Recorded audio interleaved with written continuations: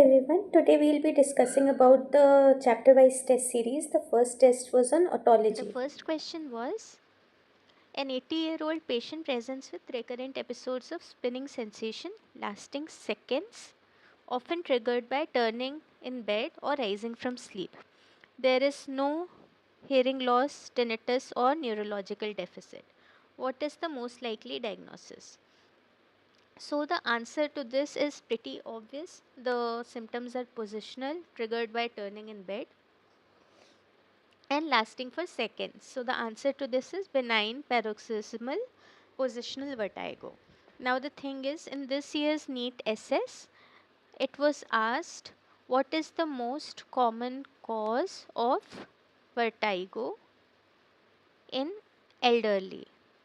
So BPPV is the answer to that also. Most common cause of vertigo in elderly is benign paroxysmal positional vertigo. Now, so if they've asked about elderly, they can also ask about children. So the most common cause of vertigo in children is otitis media with effusion. So this is the most common cause of vertigo in children. Now, few things you need to remember about BPPV. It is that the characteristic is that giddiness is triggered by turning in bed. It is not aggravated. Scott clearly mentions that any type of vertigo, be it in Meniere's disease or vestibular neuritis or vestibular labyrinthitis, any type of vertigo can aggravate on postural change. But if it is triggered by postural change, then we have to think of BPPV. Another feature is the time. A vertigo lasting for seconds more likely warrants BPPV than any other cause of vertigo. Now, vestibular neuritis, what is the characteristic of vestibular neuritis? The giddiness lasts for hours to days. There is associated vomiting, and the patient is very debilitated, sick looking, they'll be dehydrated, they'll have nystagmus. So, vestibular neuritis is a longer lasting thing and it is not triggered by postural change. Meniere's disease has a classical episodic symptoms of tinnitus, oral fullness, and vertigo. It also lasts for a longer time and it has these associated symptoms with hearing loss may or may not be present. So, a few things that we need to remember about BPPV. Two theories of BPPV, canalolithiasis and cupulolithiasis. So, this is the more recent theory and more accepted theory, which says that the otoconia or the otoconial debris float freely in the fluid, cochlear fluid, the canal fluid, and on changing position or due to other reasons, these by the effect of gravity settle at an abnormal location and cause vertigo. Whereas in cupulolithiasis, it suggests that they are already present in the surface, they are not freely floating. In fact, they stick to the cupula, making it gravity sensitive. Affected. The most common that we see in our day to day practice are posterior semicircular canal BPPV, in which the type of nystagmus is torsional plus vertical. So we have to remember that the fast component of the nystagmus in posterior semicircular canal BPPV is towards the forehead. Alright? And in horizontal semicircular canal BPPV, the nystagmus is mostly horizontal. And the horizontal nystagmus may be geotropic or apogeotropic. And anterior semicircular canal BPPV has almost a vertical nystagmus. So the nystagmus of anterior semicircular canal is mainly downwards and intorsional, whereas posterior semicircular canal has upwards and extorsional. So these are the main differences. We know that we perform the 𝐃𝐽𝐽 maneuver to diagnose PPPV. Corrective is 𝐴𝐵LASE for posterior semicircular canal BPPV. For horizontal canal BPPV, the treatment is barbecue maneuver. There are other maneuvers too, like 270-degree roll, yawn, and for anterior semicircular canal BPPV, the treatment is modified 𝐴𝐵LASE.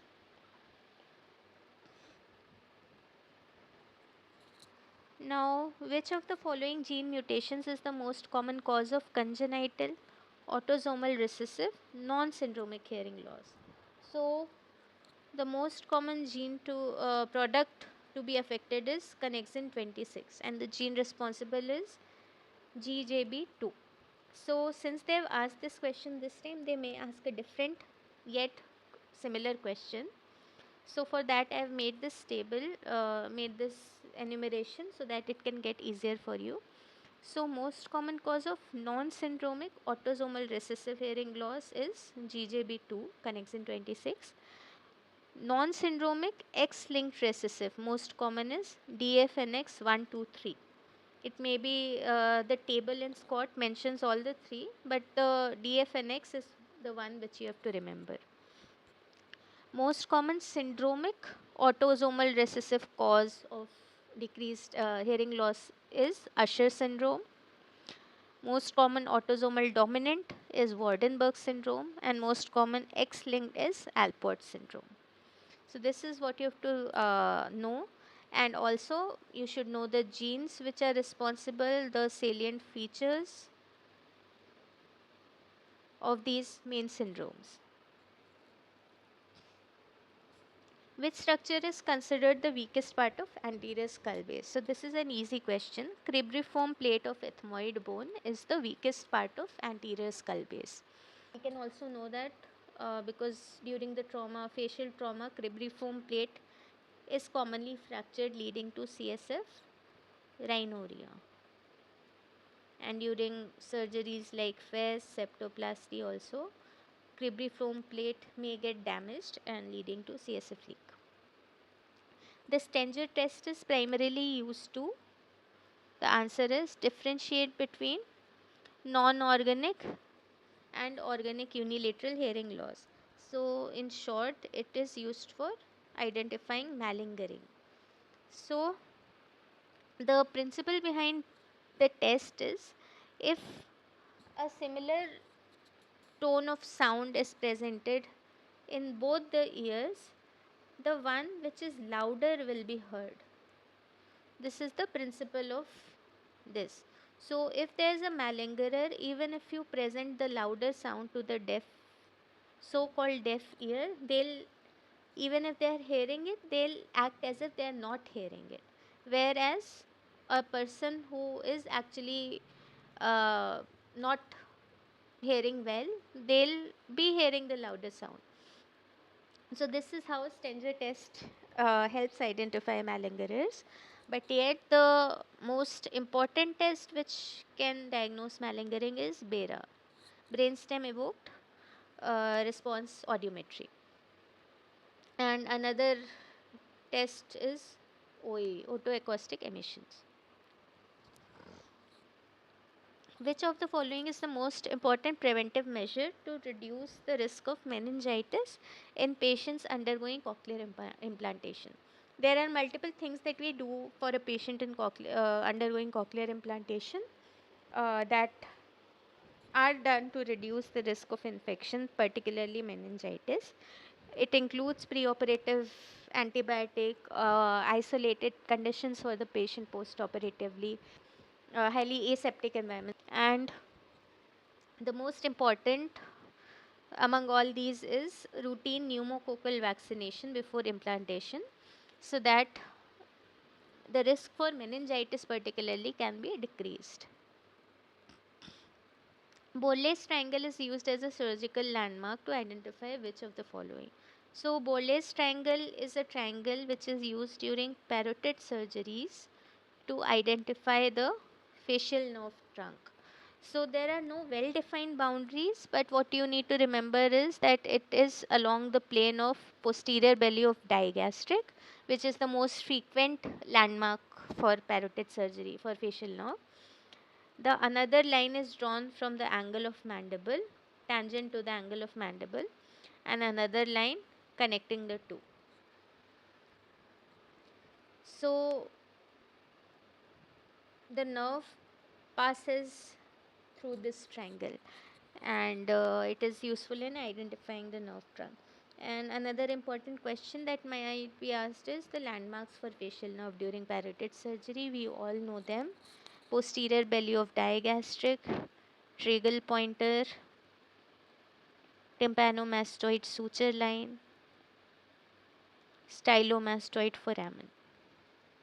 You can comment below if you remember any others. Retrograde identification is also done.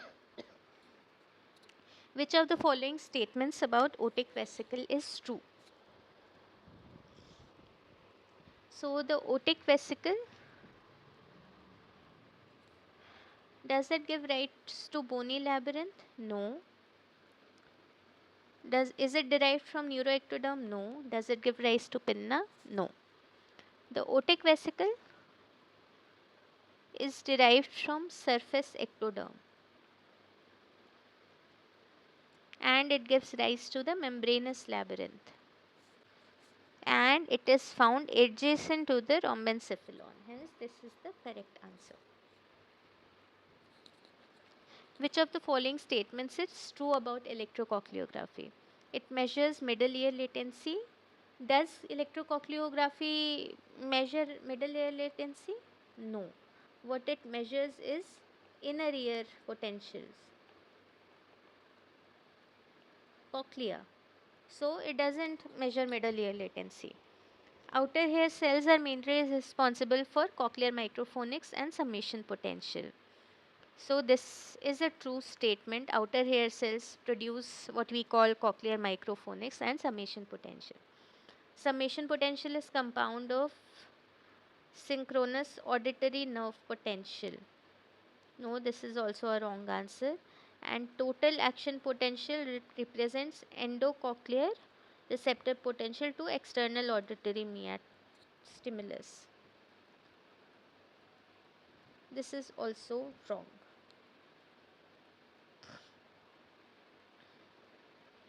Cervical vestibular evoked myogenic potential detects lesions of inferior vestibular nerve, CVMP and OVMP. CVMP is inferior vestibular nerve, OVMP is superior vestibular nerve. How I remembered it is C is not S, C is not C. So superior is O, cervical is inferior. So this is what you have to remember. These are the afferents, and the efferents will be for cervical will be spinal accessory nerve, for ocular will be facial nerve. Well, that is the motor supply of the outer eyelid muscles. What is temporal fine structure perception important for in speech understanding? The answer to this is pitch perception. The temporal fine structure perception, it is a very theoretical topic to understand. You don't need to go into the depth of it. Just remember that temporal fine structure perception is important for pitch perception.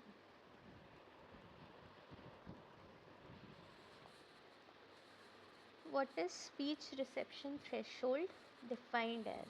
So we know the answer to this. It is the lowest speech presentation level at which 50% of the items are correctly identified. For middle latency response, what are typical number of trials to be averaged? The answer to this is 800 to 1000 trials. We have made a detailed video on middle latency response and the BERA and other related topics on request of a student. So I request you to go to that YouTube video and see it. That will explain MLR in a better manner. so I won't be discussing that here. What is the recommended approach for severe diffuse necrosis of the temporal bone? Severe diffuse necrosis. What do you think should be done? If there's necrosis of the bone, antibiotic should be given, obviously. But if there's severe diffuse necrosis, then debridement needs to be done with vascularized soft tissue flap. A 26-year-old patient presents to you with complaint of clear watery discharge from right ear following head injury. You order beta trace proteins in the collected fluid, which is true about the same.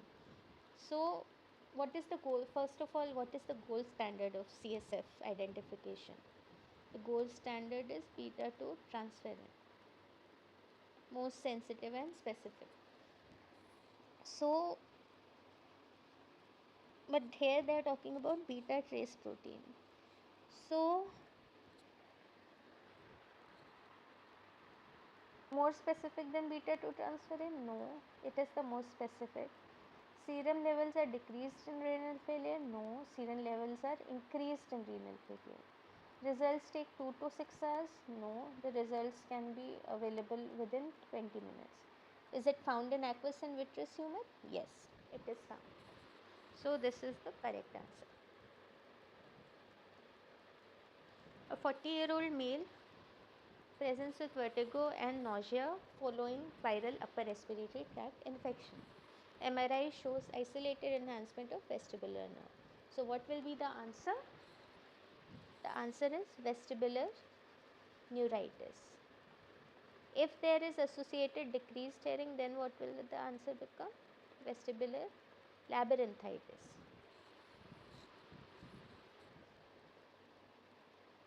Most likely etiological agent of vestibular neuritis is herpes simplex virus, HSV1.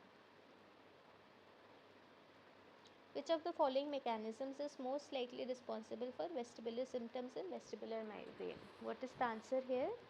All the three are responsible mechanisms. Vasospasm of vestibular branches of internal auditory artery, cortical spreading depression affecting vestibular nuclei, and dysfunction of ion channels in inner ear. Since our MBBS days, pre-MBBS days, we almost always know that if in a question all of the above is an option, then most of the times that is true. So I'm not saying just go with all of the above in all the questions, but if that is an option, keep a lenient thought in mind that might be that all the three are correct. So if you approach a question that way, it becomes easier to solve in cases where you may not know one option out of the four, out of the three remaining, but you know the two are right, so you can go with all of the above. A patient undergoing vestibular rehabilitation is asked to practice gaze fixation exercises with targets at varying distance. Why is the variation in target distance important?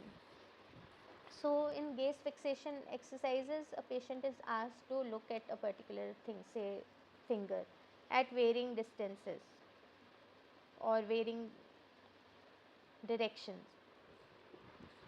Why is it important? It is important because it addresses variations in the vestibular ocular reflex required for different target distances. The purpose of vestibular rehabilitation is to make the body, make the balance system adapt to various movements, to various eye movements.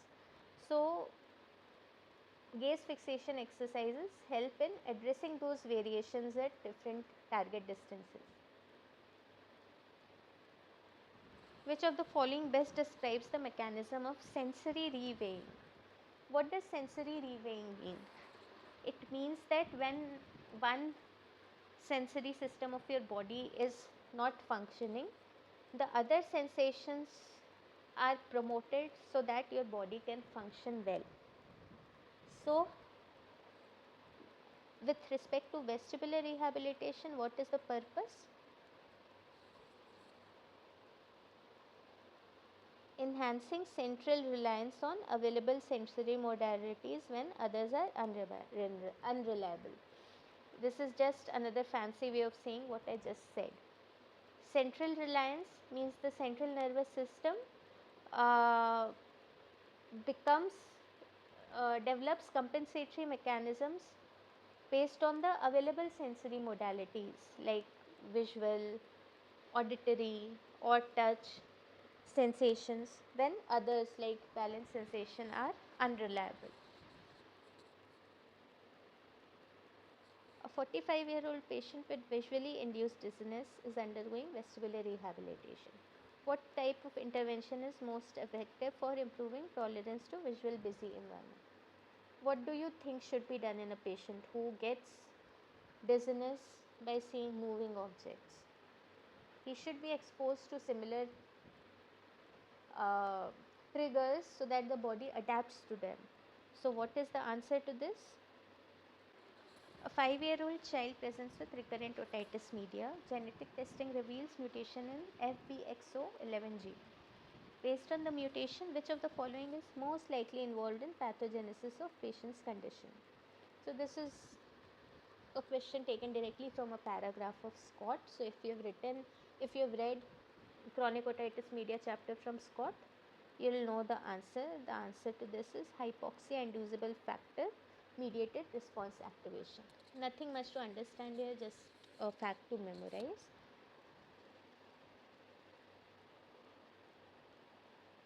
In patients with chronic otitis media, which signaling pathway is most likely to be involved in upregulation of VEGF and contribute to increased vascular permeability?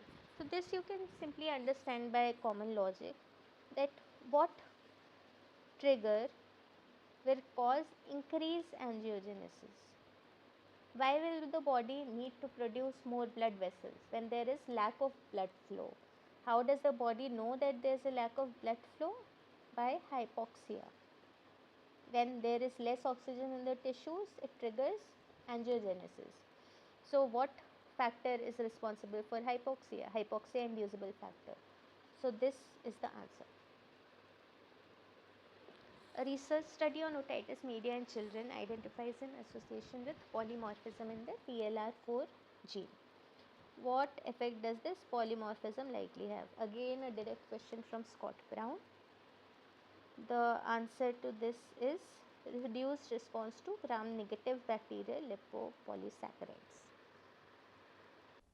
Question number 23. A 35-year-old male presents with chronic otorrhea and hearing loss. The otoscopic examination reveals a perforated tympanic membrane with granulation tissue extending into the external ear canal, commonly referred to as oral polyp, which best describes the pathological changes. So, oral polyp is mostly a sign of a mucosal disease.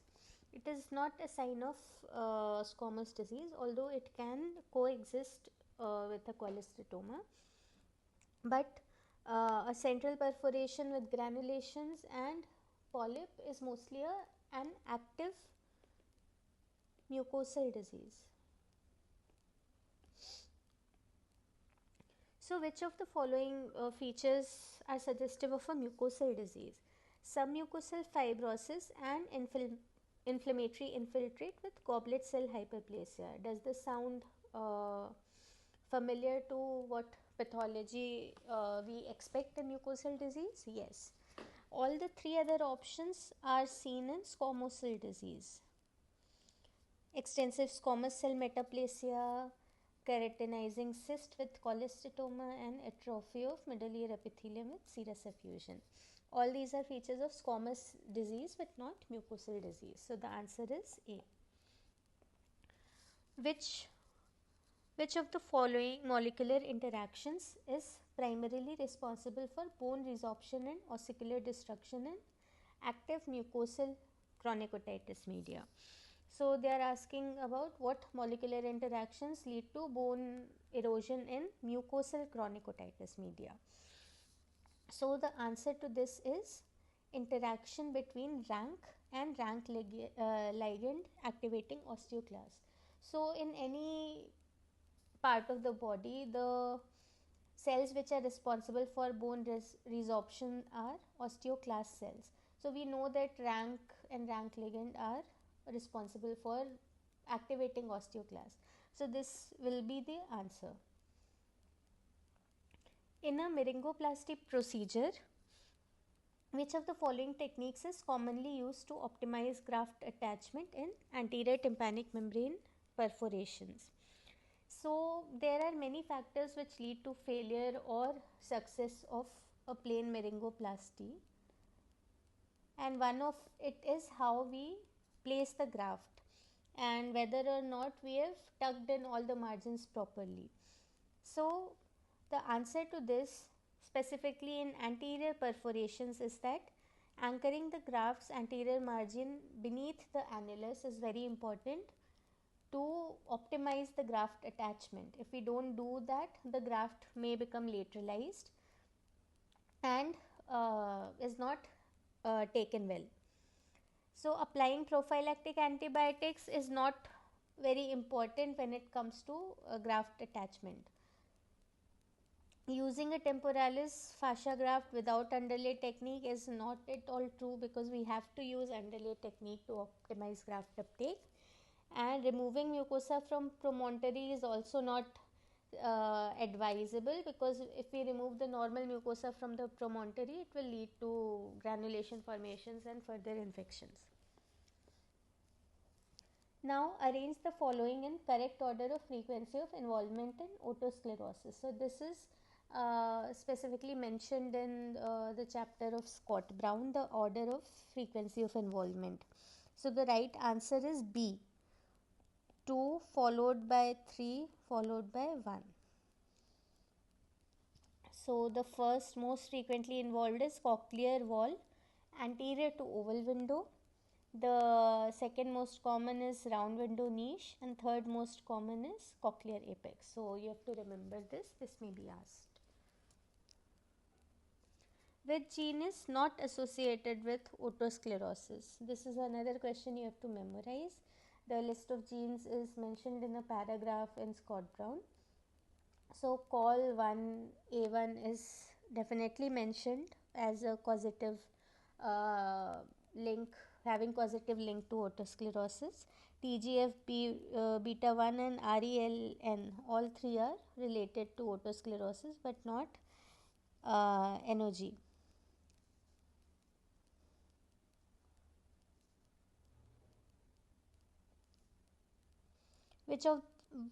What electrophysiological response is generated in cochlea to acoustic signals?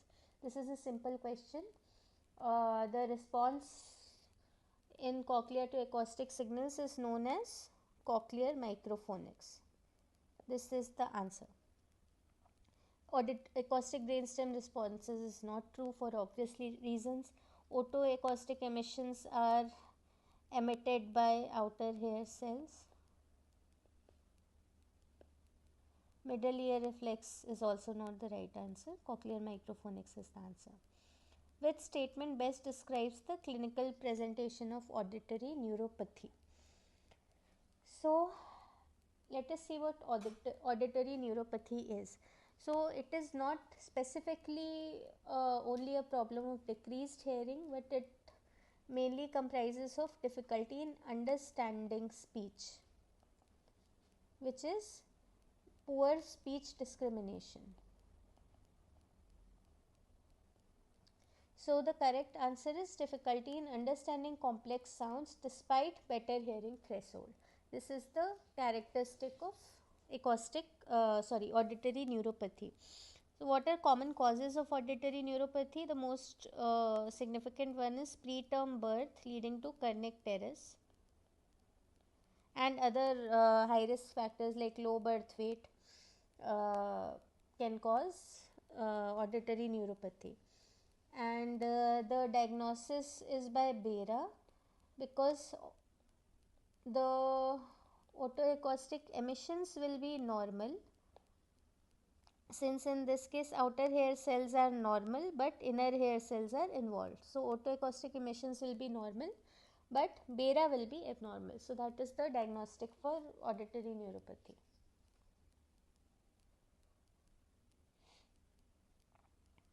What is the classical histological phase seen in temporal bone in Paget's disease? So, Paget's disease of temporal bone is a separate chapter, and an important question from that is the classic histological phase, which is seen in temporal bone and not seen in other parts of the body. So, the answer is lamellar remodeled phase. This is a histological feature which is classically seen in the temporal bone. Because in all the other bones of the body, there are three phases in Paget's disease: osteolytic, mixed, and osteoclastic. But in temporal bone, we have a fourth phase, which is the lamellar remodeled phase.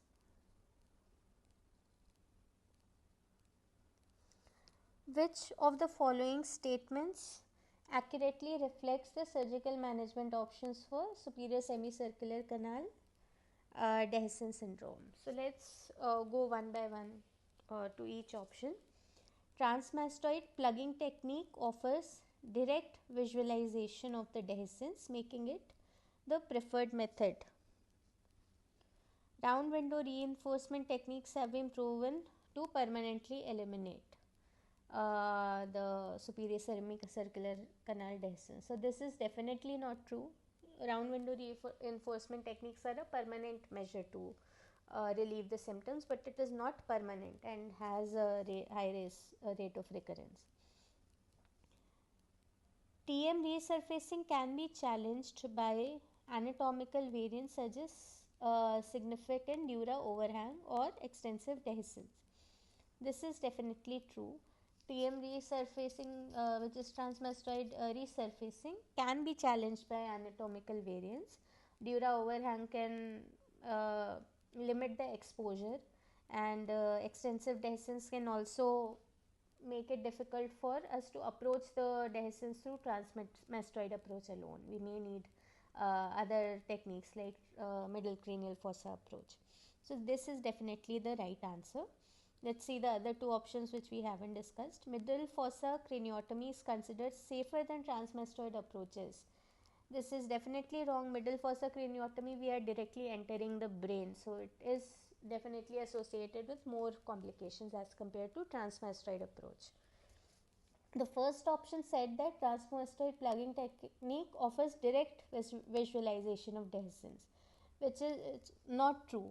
The direct visualization of dehiscence can be made by the middle cranial fossa approach. The transmastoid doesn't give us the direct visualization and is not preferred for all SSCD surgeries. It is only preferred for surgeries in which the dehiscence is small and can be completely exposed by transmastoid approach.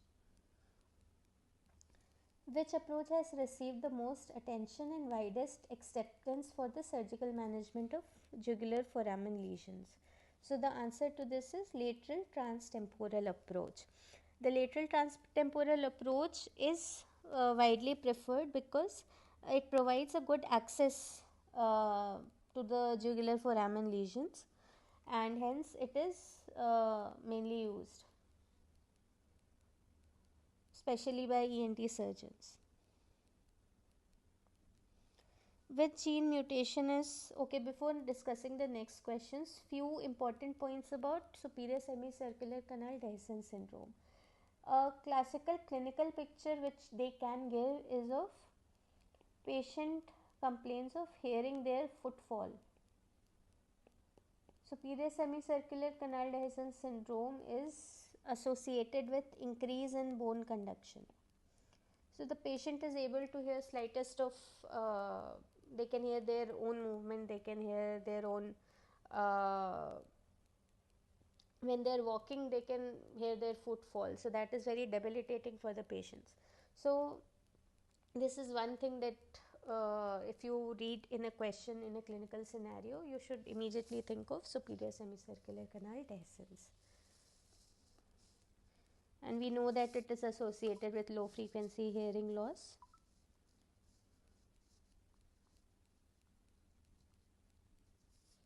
Now the next question is, which gene mutation is associated with a higher risk of developing multiple paragangliomas including head and neck region? The answer is succinate dehydrogenase. Up to 40% of the patients with head and neck paragangliomas have a mutation in the SDH gene, and a large proportion of these patients have multiple tumors at presentation, which may include non-head and neck tumors also, such as intra-abdominal tumors. And so SDH genus mutation is the most common.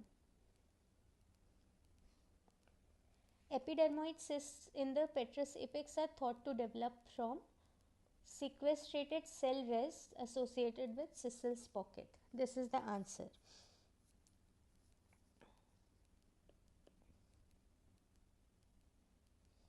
What is the primary anatomical landmark which is used to identify the fundus area in middle cranial fossa surgery? So the answer to this is geniculate ganglion. The geniculate ganglion is the landmark, especially when identifying the fundus area. Just remember this, it can be asked. Which feature of vestibular schwannoma facilitates surgical dissection of tumor? So this is an important point, that why do we have to remove the tumor? Why can we consider removing the schwannoma from a nerve which is so important for our bodily function of hearing and balance? So we can remove the tumor because the dissection is made simpler by the fact that the tumor compresses the nerve but does not invade the nerve. It is developing from the Schwann cells, but it does not invade the nerve, it only compresses the nerve. So hence a plane of dissection can be formed between the nerve and the tumor.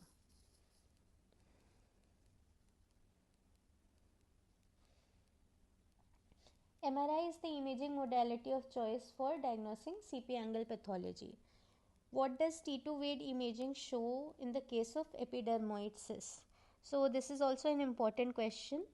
In case of epidermoid cyst, they show a high signal homogeneous lesion.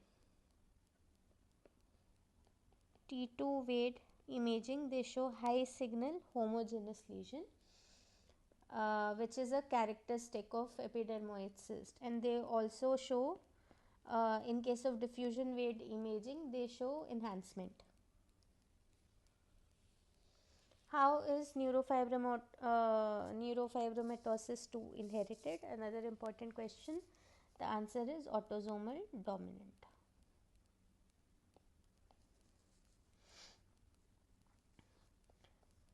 Which of the following is a common treatment strategy for vestibular schwannomas using stereotactic radiosurgery? So the answer to this is prescribing 12 to 13 gray to the margin of the tumor. High dose of 20 gray in a single fraction is not suggested. Utilizing ultrasound for tumor localization is not done, and applying radiation in continuous low doses over months is also not done. So in vestibular schwannoma, stereotactic radiosurgery is recommended for tumors which are less than 3 cm in extracanalicular diameter, and the prescribed dose is 12 to 13 gray to the margin of tumor.